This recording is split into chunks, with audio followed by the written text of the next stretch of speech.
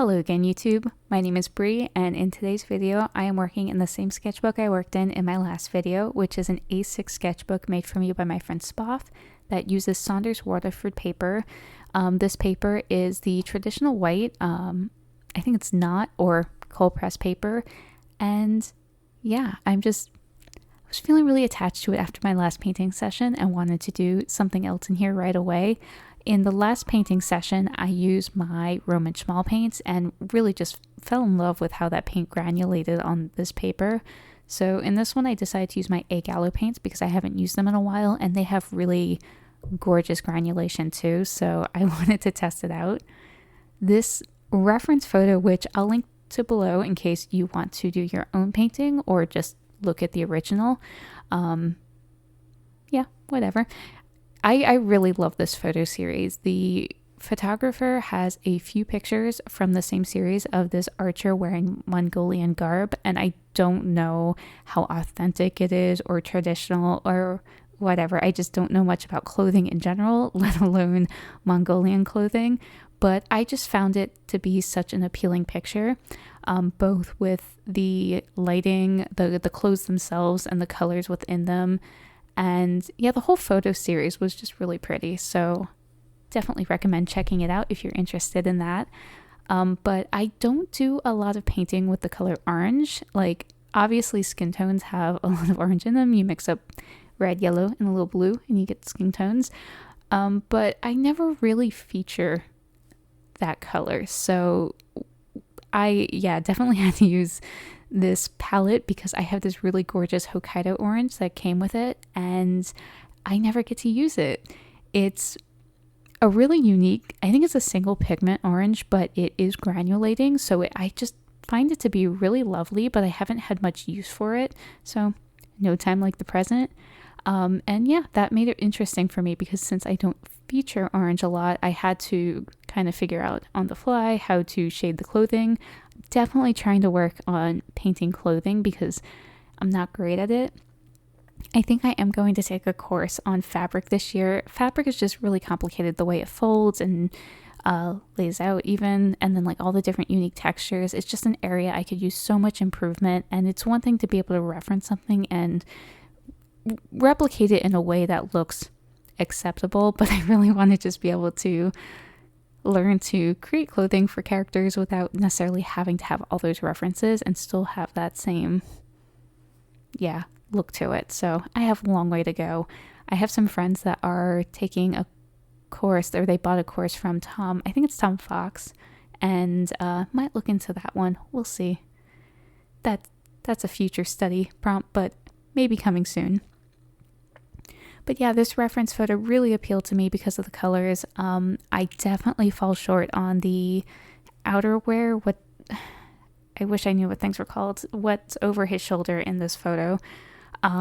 It had this really gorgeous pattern, and I think that's why when I first found this photo, I didn't try to do it because I didn't know how to approach the pattern. And even as I was painting, I did not end up taking the approach I initially planned, which was just to paint it kind of a black with the shading and then go in either with colored pencils or gouache to kind of stencil the pattern back in. I decided to try to do it with watercolor, and I definitely did a far more simplistic version of the pattern and then kind of messed it up.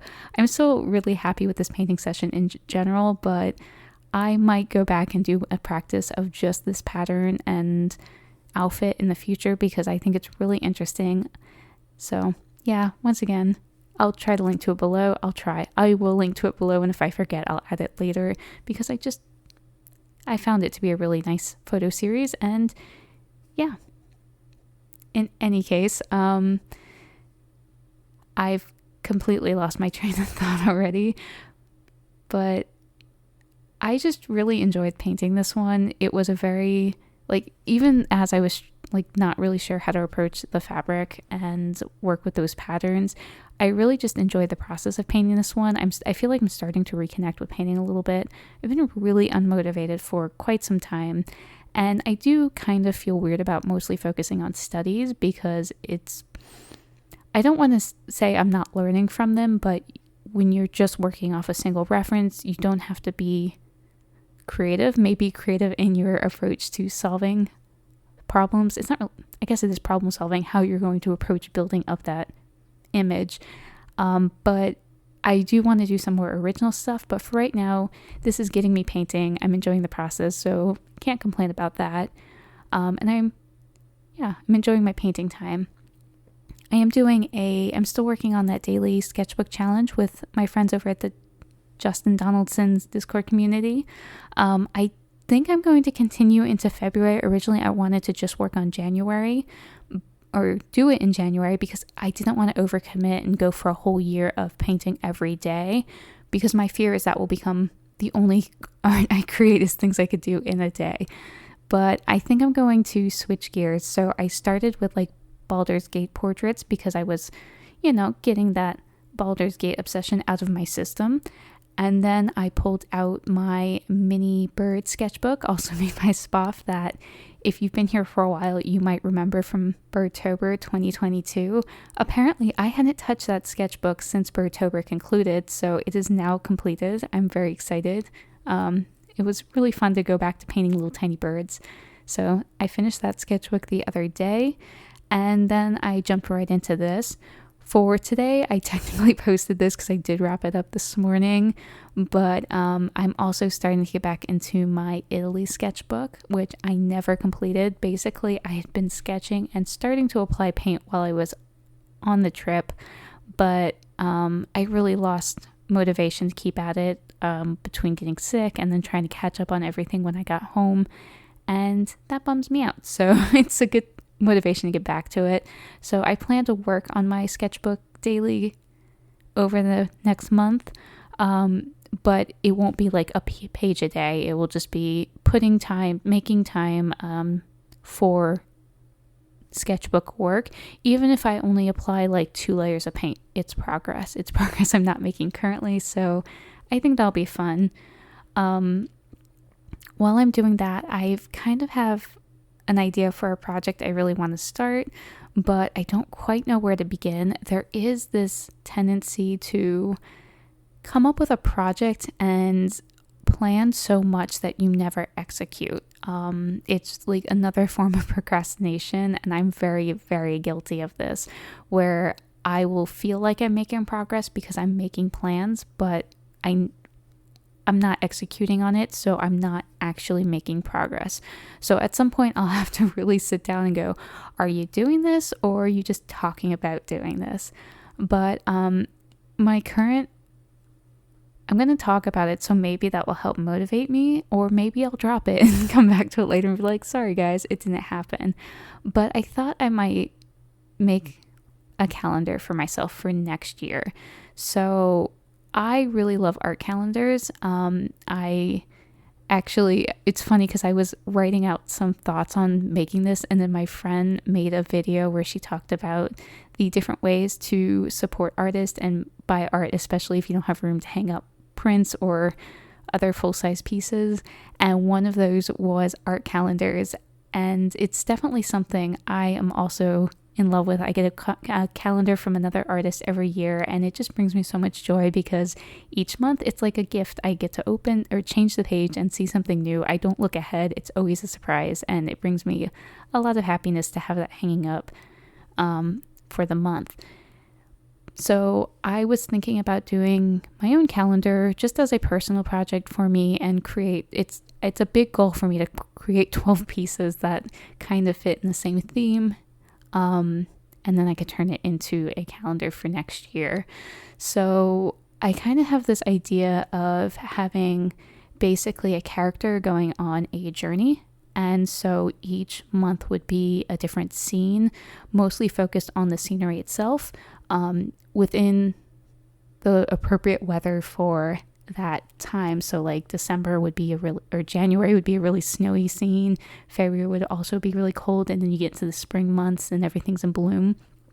It's not a groundbreaking idea by any stretch, but it would also be the character going through the trip and encountering other people. And yeah, I kind of have it planned out a little bit in my head, but not well enough to actually be able to start painting it. So I also want to start thumbnailing that and doing that one will definitely involve like little color comps, which I'm really bad at doing. So definitely a different approach than I normally take to art, which is a shame because that's like kind of how you should approach it. Not being lazy and just noodling about. Not that there's anything wrong with that. Like I said, I do it all the time. But yeah, I'm really excited to start that because even if I don't complete it, if I do a few pages, it's still taking those steps to practice envisioning something and then bringing it to life and taking on a larger scale challenge, because I see these scenes as being like epic scenery with that character just a very small part of it.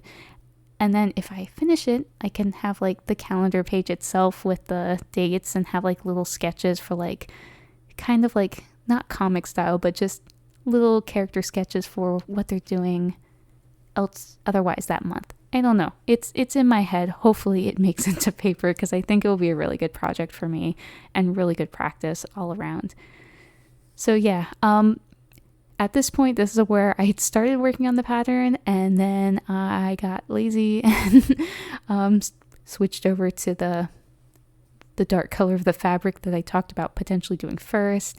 And then the Saunders Waterford paper isn't the fastest drying paper on the planet, so having a lack of patience here definitely was not a good plan. It wasn't a plan. It was not what I should have been doing, so I have regrets. But that's okay. I think it still turned out good. I really like this one, so I can't complain too much, but I could do better next time.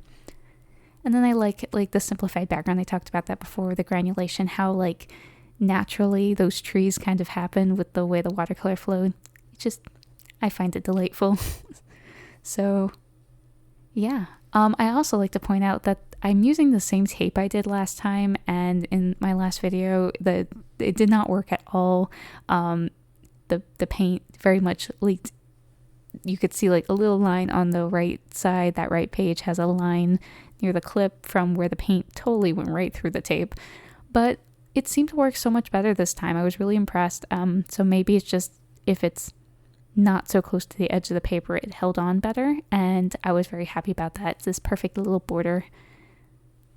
It worked. Yay.